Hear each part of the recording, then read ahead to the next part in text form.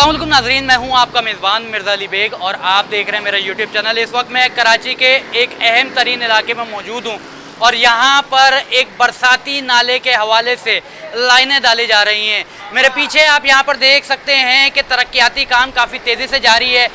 लाइनों को यहां पर बिछाने का अमल किया जा रहा है। यहाँ पर जो सरिये हैं वो बिछ चुके हैं, यहाँ पर ज़मीन यहाँ पर बिछ चुकी है और नाले को यहाँ पर मुकम्मल करने का काम जो है बहुत तेज़ी से जारी है। अक्टूबर की 4 तारीख को इस तरक्याती काम को तेज़ी से करने के अहकामात जारी होते हैं।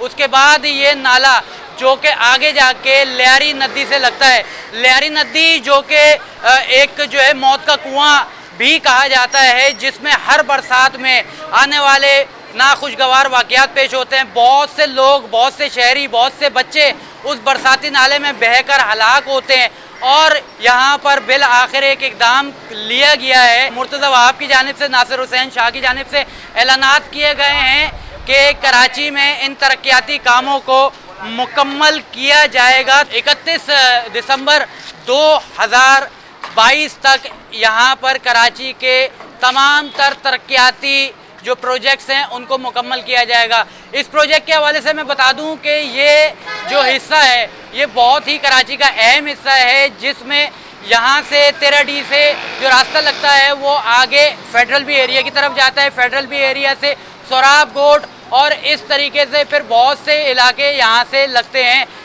यहाँ से अगर हम निकलें तो कराची एक बहुत बड़े हिस्से को यहाँ पर कवर करता है। यहाँ पर आप मज़दूरों को देख सकते हैं कि किस तरीके से यहाँ पर सरिये को बिछा रहे हैं।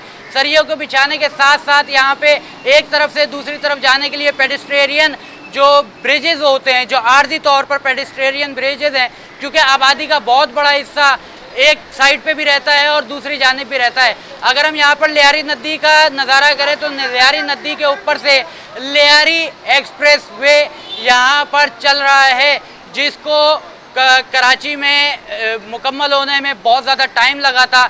अब यहाँ पर जो है जब भी बारिश होती है तो पानी आता है, पानी आता है तो यहाँ पर लोग बहते हैं तो बहुत सी हलाकतें होती हैं। इन्हीं खदशात के पेश नज़र सिंध हुकूमत की जानिब से बहुत बड़ा इक़दाम यहाँ पर लिया गया है।